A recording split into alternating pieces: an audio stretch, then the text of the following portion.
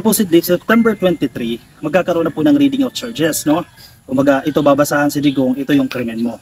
So, sa madaling sabi, ito po yung kauna-unahang pagkakataon na makikita na natin si Tatay Digong, yung tatay ninyo, di ba? Makikita natin kumusta siya. Kasi kung inyong matatandaan, the first moment na ipinakita siya sa publiko, nauutal na ito, di ba? Hirap na itong magsalita. Pero itong September 23, more or less, nag-deteriorate yung kanyang kalusugan. Kasi matanda na 80 na di ba? So ang ina-expect natin, physically, kung nautal siya noon, baka mas madoble yung pagiging utal niya. Or yung katawan niya, kung medyo malakas pa siya noon, mas payat na siya ngayon. Total, ang description naman ng kanyang mga kamag-anak dyan, ibutot balat na yan. So yan ang expectation natin. Pero, inaasahan din natin, they will still push through with the hearing. Magtutuloy-tuloy ang hearing. Ang problema, ito, makakalimutin na raw. Ulyanin na. Pero parang, ang bilis naman maging ulyanin. Diba? A matter of 3 months, naging makakalimutin ka na kagad. Kayo, tingnan ninyo, totoo yung sinasabi ni Kaufman, yan po ang dahilan kung bakit po na-postpone indefinitely. Ibig sabihin, wala pa pong petsyang nasiset kung kailan ulit pagpuproceed yung hearing na yan. Kung yung reason ay yung pagiging ulyanin niya, kasi makaka-apekto daw po yun sa pagdinig, at kinatigan naman po yan ng judges. So, paano yun? Babalik pa ba sa dati yun? Kung yun yung reason, kung justified yung pagiging ulyanin niya, more or less, habang buhay na siyang ulyanin, hindi na yung babalik. Nagigit siya yung point ka, Coffee? At kung hindi na babalik yung dati niyang memory, which is imposible na nga talaga, wala nang hearing na magaganap. Does it make sense?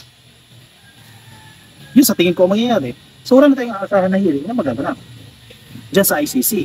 Kaya nga, inconsistent yan sa panawagan ni Kaufman, kasi si Kaufman umapila umapila siya sa administrasyon ni PBBM na iuwi na raw si Tatay Digong at dito daw politisin sa Pilipinas. Pero, ano kaibahan ng korte sa Pilipinas at ang korte sa ICC? Kung ang ICC hindi siya linitisin o kung ang ICC hindi magsasagawa ng proceedings dahil may mentally incapacity o mentally incapacitated na itong si Digong, the same way dito sa Pilipinas. Same din yung korte na yan.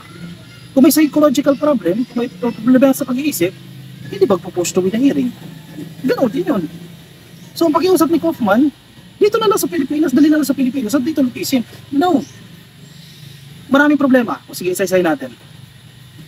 First, yung claim nila na dito litisin, hindi rin mangyayari yan kasi sa ICC hindi nga. Pangalawa, anong authority ng presidente ni Pangulong Bongbong Marcos sa International Criminal Court para mauwi si Digong? Anong kapangyarihan niya? 1. Miyembro ba ang Pilipinas ng International Criminal Court? Hindi, dahil nag-withdraw si Digong mismo. So kung hindi siya nag-withdraw, posible pa kahit pa paano may say pa rin ang gobyerno ng Pilipinas, hindi si PBBM ang gobyerno, na kahit pa paano, dahil miyembro niyo naman kami, member state kami ng ICC, baka pwede niyo i-consider yung request namin na dito na lang litisin si Digong. Ngayon, malabo na magkakaroon ng jurisdiction o simpleng karapatan. Paano magkakaroon ng karapatan ng Pilipinas na utusan ng international body, International Criminal Court, ICC yan, paano siya magkakaroon ng karapatan? Hoy, mga judges dyan sa ICC, iuwi nyo dito si Digong at dito na lang litisin. Sa isip-isip ng mga ICC judges dyan, sino ka? Who are you? Anong personality mo? Bakit mo kami didiktahan? Miyembro ka ba namin? Sinong nagsasuffer sa maling ginawa ni Digong? Una, sige, war on drugs. Kasalanan niya yan. Siya dapat ang managot niyan. Pangalawa, siya ang nag-withdraw sa ICC. Kasalanan niya yan. Imbis kung hindi siya nag-withdraw, magagamit niya yan na magiging favorable sa kanyang side. So moving forward, ano aasahan natin? Real talk. Wala nang hearing na magaganap. Tingnan niyo. Ako, yan ang perception ko. Una, suspended indefinitely. Ibabalik pa ba sa normal ang memory ng isang may nag-uulyanin na? Sorry for the term, offensive yung term na nag-uulyanin. Pero ganyan nila i-describe si Digong. Babalik pa ba sa normal yun? Or kahit bumalik pa yan sa normal, sa tingin ninyo, sasabihin nila sa ICC judges, sa ICC, oy, normal na ulit si Digong, pwede na ulit tayo mag-hearing. Hindi favorable sa kanila yan. Dalawa na lang options nila para mauwi si Digong. I-grant yung interim release na tinututulan ng prosecution.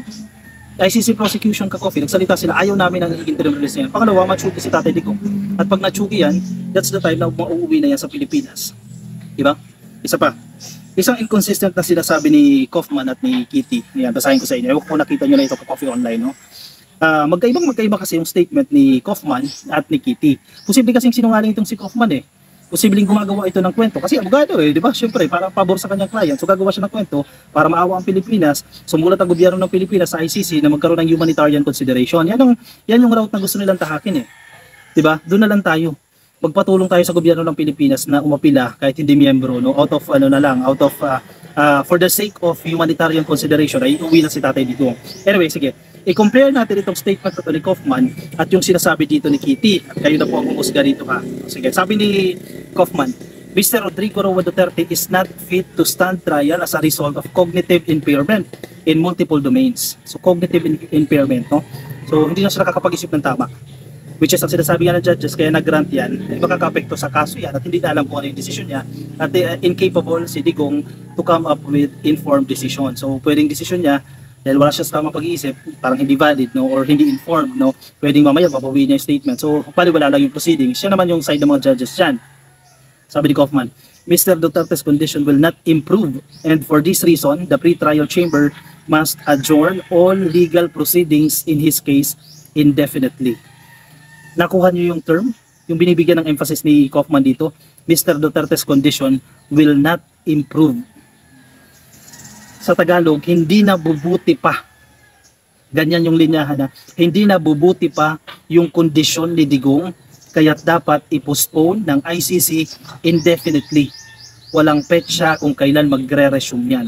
Sa madaling sabi, tanggapin nyo na yung katotohanan, walang hearing na magaganap dyan sa ICC.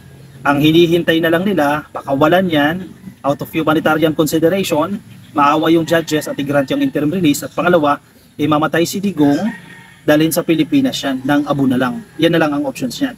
Anyway, inconsistent doon sa sinasabi ni Kitty.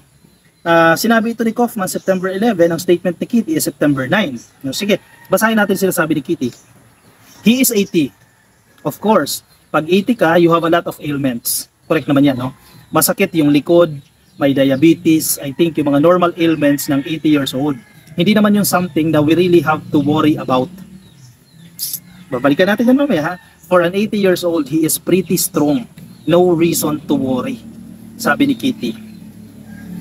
With emphasis on, I think, yung normal ailments ng 80 years old, hindi naman yun something na we really have to worry about.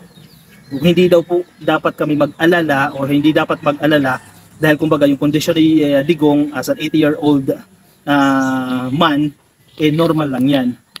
Kung ang sinasabi ni Kaufman, nag-uulyanin na, hindi ba yun madi-describe na something na pag-aalala? O hindi ka ba dapat mabahala kung nag-uulyanin na yan at walang maalala?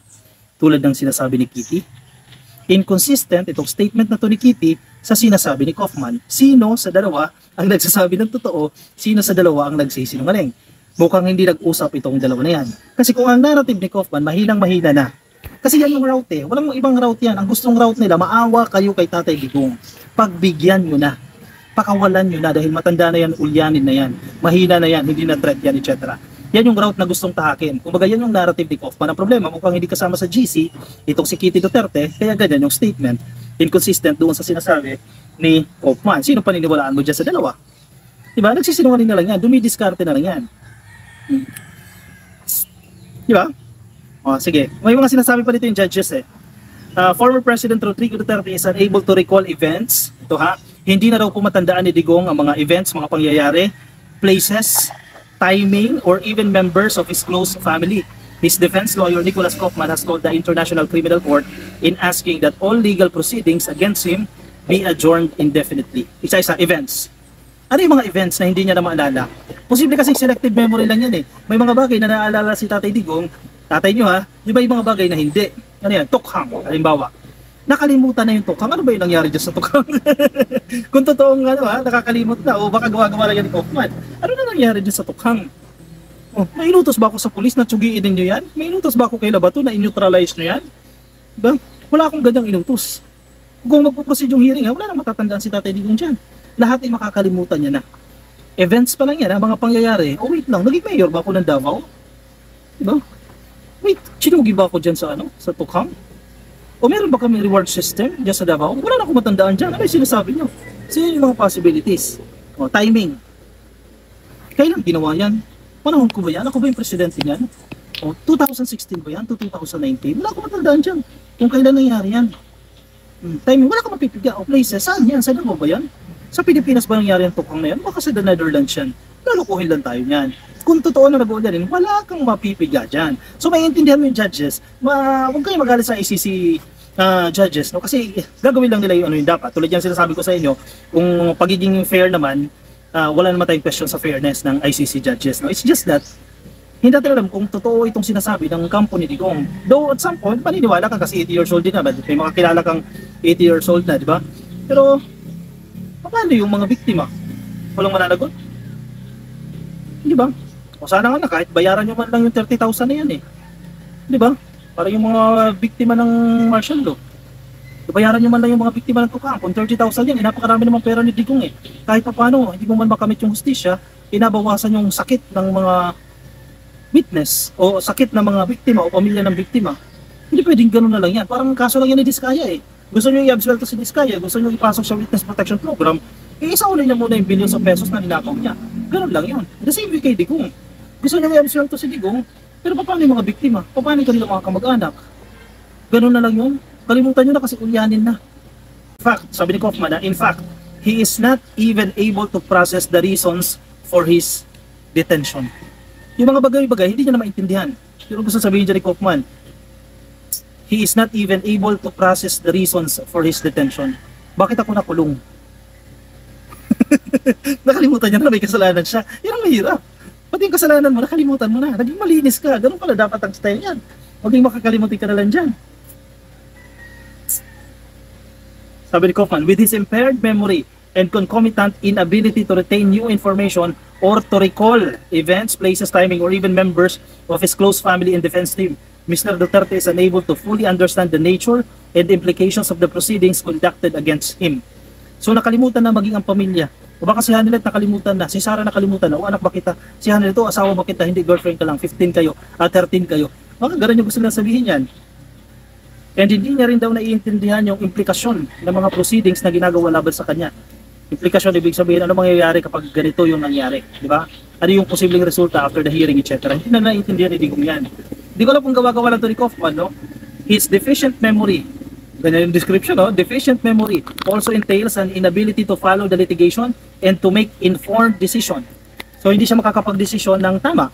Consequently and crucially, Mr. Duterte is unable to contribute to his own defense, rendering his participation in the proceedings totally ineffective. Hindi na po may pagtatanggol ni Digong yung kanyang sarili.